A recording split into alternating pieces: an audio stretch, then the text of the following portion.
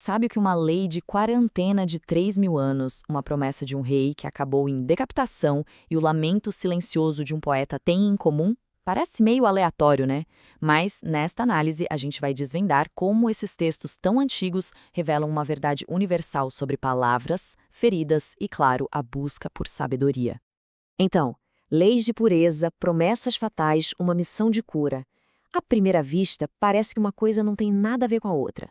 Mas vamos descobrir que todas elas giram em torno da mesma questão.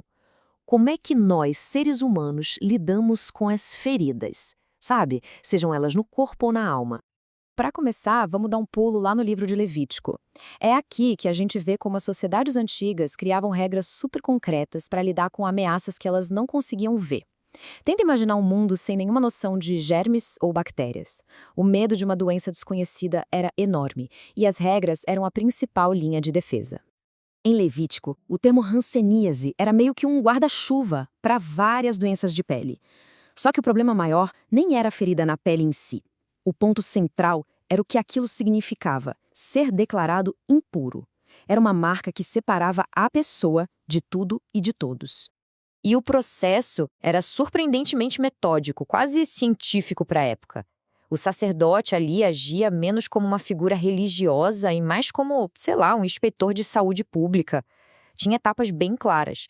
Primeiro o exame, depois a quarentena, se houvesse dúvida, e, por fim, o veredito. Tudo isso para conter o que eles viam como uma ameaça para a comunidade inteira. E esse veredito de impuro, nossa, era algo devastador. Não era só um diagnóstico médico, era uma sentença social. A ferida na pele acabava criando uma ferida muito mais funda na alma.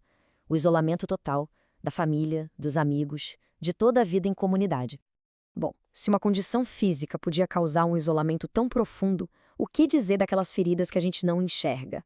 Agora, a gente vai explorar o poder das palavras e como promessas feitas sem pensar podem machucar tanto quanto qualquer doença. Tem um provérbio antigo que é perfeito para isso. O tolo que fala demais acaba em ruína.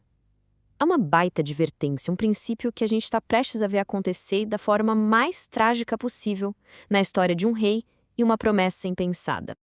E aqui está a prova. A história do rei Herodes é uma tragédia em 6 atos, e o gatilho foi uma única promessa. Levado pelo orgulho no meio de um banquete, ele faz um juramento público sem pensar. As próprias palavras dele o deixaram encurralado, transformando uma exibição de poder numa sentença de morte da qual ele não pôde escapar.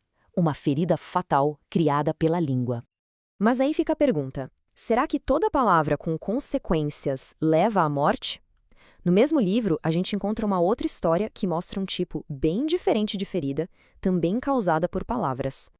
O contraste aqui é impressionante.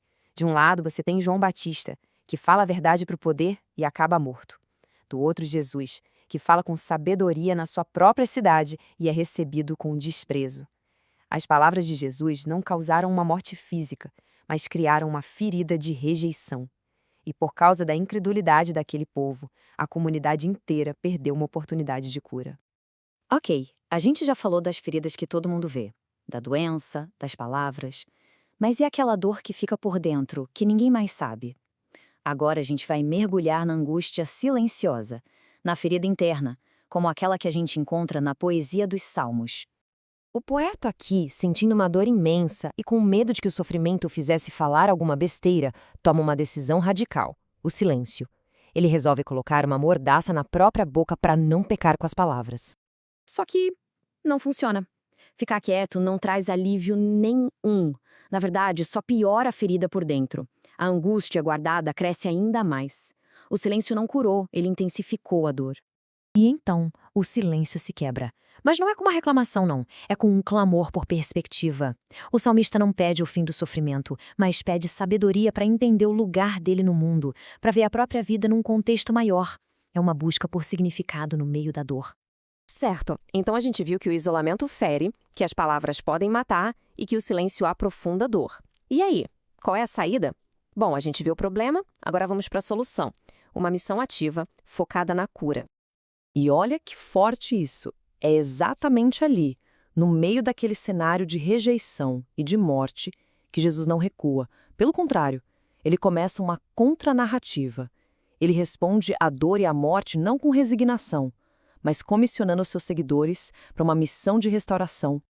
E as instruções para essa missão são bem diretas. E percebe o foco aqui? Não é sobre criar mais regras de separação, mas sobre agir. A mensagem é de mudança interna, que é o arrependimento, de libertação e principalmente de cura física e espiritual.